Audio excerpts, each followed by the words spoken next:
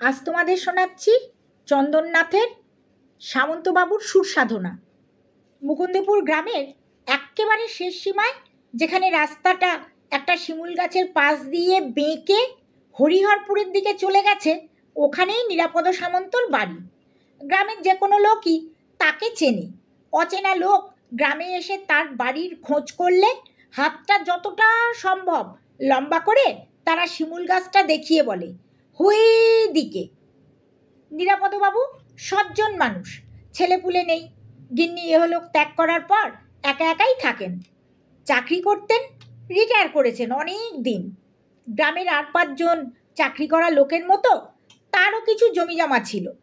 ছিল বলাটা অবশ্য ঠিক নয়, এখনও আছে। তবে কি না উনি জমি টমি নিয়ে মাথা ঘামান না। বর্গাদাররা যা দেয় তাতেই উনি সন্তুষ্ট। একলা মানুষ, নিকট আত্মীয় বলতে দূর সম্পর্কের এক ভাইপো। সে সচ্ছল মানুষ, শহরে থাকে। মাঝে মধ্যে অবশ্য কাকার খোঁজ নেয়। নিরাপদবাবু ফেলে ছড়িয়ে স্বচ্ছন্দেই থাকেন। দিল দরিয়া মানুষ তিনি, বন্ধুবান্ধবদের নিয়ে ফুর্তিতেই থাকেন।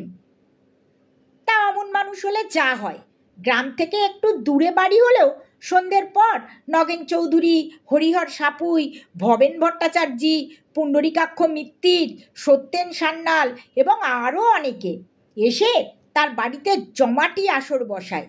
বেশ কয়েক প্রস্ত চা তো হয়। প্রায় নিরাপদবাবু তাদের জন্য নানা রকমের টায়ের ব্যবস্থাও রাখেন। নিজেই চা করেন, টায়ের বন্দোবস্ত করেন। ঘন্টার মা সকালে আর বিকেলে তার দুবেলার রান্না করে দিয়ে যায়, কিন্তু সন্ধ্যের পর সে থাকে না। এসব কাজ করতে নিরাপদবাবুর একটুও অসুবিধা হয় না, বরং বেশ ভালোই লাগে। আর রিটায়ার করলেও তিনি যে বুড়িয়ে গেছেন তা তো নয়। মনে ফুর্তি থাকলে বয়স আবার বাড়ে নাকি মানুষের। সব কিছু ঠিকঠাকই চলছিল। মুশকিলটা হয়েছে সপ্তাহ দুয়েক ধরে। মাস তিনেক আগে নৈহাটি থেকে ফিরতে গিয়ে ট্রেনে হঠাৎই এক অন্ধ ভিখারির গানে মুগ্ধ হয়ে যান নিরাপদবাবু। মনে হয় হা হা হা, গানের এত মায়া, সুরের এত জাদু, আগে তো বুঝিনি। ট্রেন থেকে নেমে গায়ের পথ ধরে বাড়ির দিকে হাঁটতে হাঁটতে জীবনে প্রথমবারের জন্য গানের কলি গুনগুন করতে থাকেন। এক গভীর শান্তিতে প্রাণ ভরে যায় তার। ক্রমে তার স্বর স্পষ্ট হতে থাকে। একসময় গলা ছেড়ে গান ধরতেই হলো বিপত্তি। দুটো তিনটে বেরসিক নেড়ি কুকুর ঘেউ ঘেউ করে তাড়া করলো নিরাপদবাবুকে। ভাগ্যিস বাড়ির কাছাকাছি চলে এসেছিলেন। কোনো রকমে ছুটতে ছুটতে বাড়িতে ঢুকে খিল দিয়ে হাঁফ ছাড়লেন তিনি। বেশ কিছুক্ষণ পরে ধাতস্থ হলেন এবং ধাতস্থ হয়ে শপথ নিলেন গান তিনি শিখবেনই। আর এমন গান শিখবেন যা মানুষ তো বটেই, কুকুর বিড়ালের মতো প্রাণীরাও মুগ্ধ হয়ে শুনবে। পরদিন সন্ধেবেলা যথারীতি নিরাপদর বাড়িতে এসে থ হয়ে গেলেন নগেন চৌধুরী, হরিহর সাপুইরা। তাজ্জব ব্যাপার, নিরাপদবাবু হারমোনিয়ামের বেলো টেনে সারে গামা রপ্ত করছেন। কি ব্যাপার, হঠাৎ হলোটা কি? নিরাপদবাবুর তরফে আপ্যায়নে কোনো ত্রুটিই হলো না। যথারীতি চা পর্বও হলো। নিরাপদবাবু তার প্রাণের বন্ধুদের কাছে মনের কথা খুলে বললেন, বুঝলে হে, গানই হলো প্রাণের রসদ। সুর না থাকলে মানুষ অসুর হয়ে যায়। সাদরে আহ্বান জানালেন তিনি সবাইকে, তোমরাও এসো, রোজ একসাথেই চর্চা করা যাবে। পারলে একটা করে হারমোনিয়াম কিনে নিও সকলে। এখন থেকে বাজে কথায় সময় নষ্ট না করে সবাই সুর সাধনা করব। সামনে কেউ কোনো মন্তব্য করল না। বেরিয়ে এসে সাপুই মুখ কুঁচকে বলল, না, নিরাপদর মাথাটা বোধ হয় খারাপ হয়ে গেছে। নিতাই কবরেজের বিকাছে বিষয়টা একবার বলতে হচ্ছে। সবাই সায় দিল তার কথায়। ব্যাস সেই শুরু। দিন দিন নিরাপদবাবুর সান্ধ্য মজলিসের আসরে কমতে লাগলো অংশগ্রহণকারীর সংখ্যা। কমবে নাই বা কেন, তাদের গল্পগুজবই যে বন্ধ হয়ে গেল নিরাপদবাবুর সঙ্গীত চর্চার ঠেলায়। আর সে কি গানের ছিরি, কিছুক্ষণ শুনলেই মাথা ভোঁ ভোঁ করতে থাকে। পুণ্ডরীকাক্ষ ছিল নিরাপদবাবুর সবচেয়ে ঘনিষ্ঠ বন্ধু। সেও শেষ পর্যন্ত দূর চাই বলে আশা বন্ধ করে দিল। সপ্তাহ দুয়েক ধরে তিনি একেবারে নিঃসঙ্গ হয়ে গেলেন। অবশ্য একেবারে বলাটা ভুল, গানই হলো তার সঙ্গী। নিরাপদবাবু বন্ধুদের এহেন ব্যবহারে খুব ব্যথিত হলেন, কিন্তু দমলেন না। নিষ্ঠা সহকারে স্বরলিপির বই খুলে মন প্রাণ ঢেলে তিনি শাস্ত্রীয় সঙ্গীত চর্চা করতে লাগলেন। কিন্তু তিনি তো চেয়েছিলেন শুধু মানুষ নয়, জীবজন্তুদেরও মুগ্ধ করবেন সুরের জাল ছড়িয়ে। মানুষরাই যে আসছে না তার কাছে, জীবজন্তু তো দূরের কথা। প্রতিদিনই সাধনার শেষে দীর্ঘ নিঃশ্বাস ফেলেন।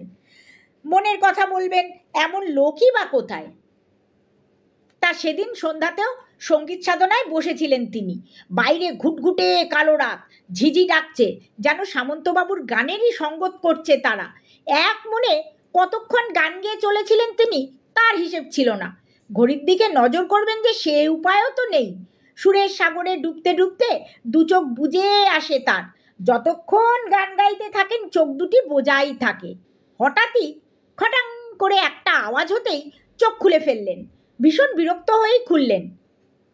এ কি, একটা রোগা প্যাকাটির মতো মিশমিশে কালো লোক তার ঘরের মধ্যে, কাঁধে আবার একটা বস্তাও রয়েছে।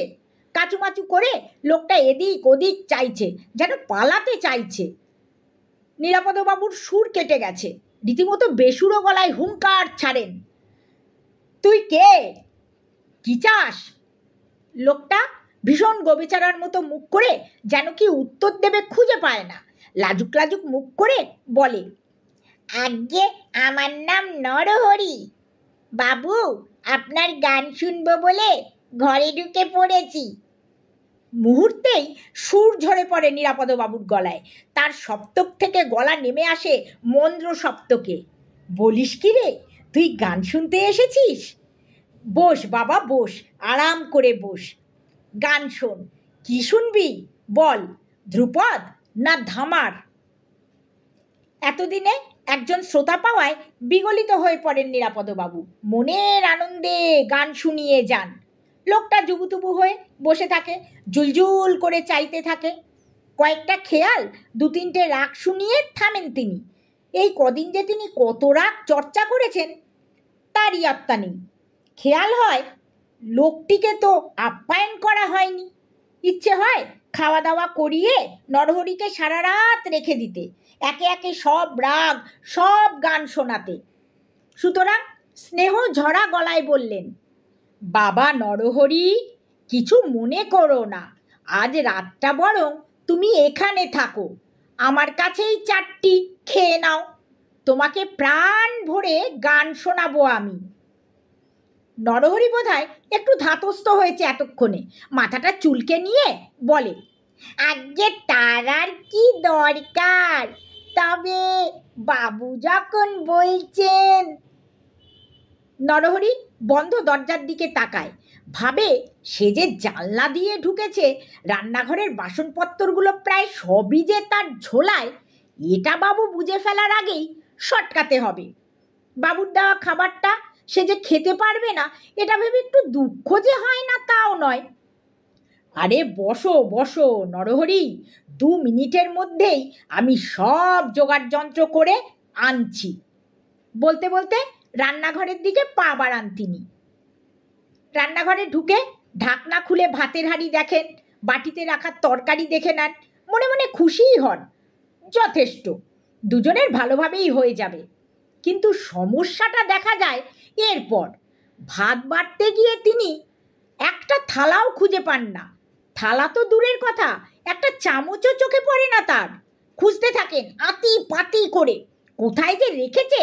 ঘন্টার মা বাসনগুলো বেশ মনে পড়ে, ঠাকুরদার আমলের বড় বড় কাঁসার থালাগুলো বড় দুটো গামলার মধ্যে করে এ ঘরেই তাকের উপর তোলা ছিল। আরও যেন কী সব ছিল সেগুলোর সাথে, সেসবই বা কোথায়। খুঁজতে খুঁজতে ঘেমে ওঠেন নিরাপদবাবু, রাগে নয় লজ্জায়। অতিথিকে বসিয়ে রেখে একই বিড়ম্বনা।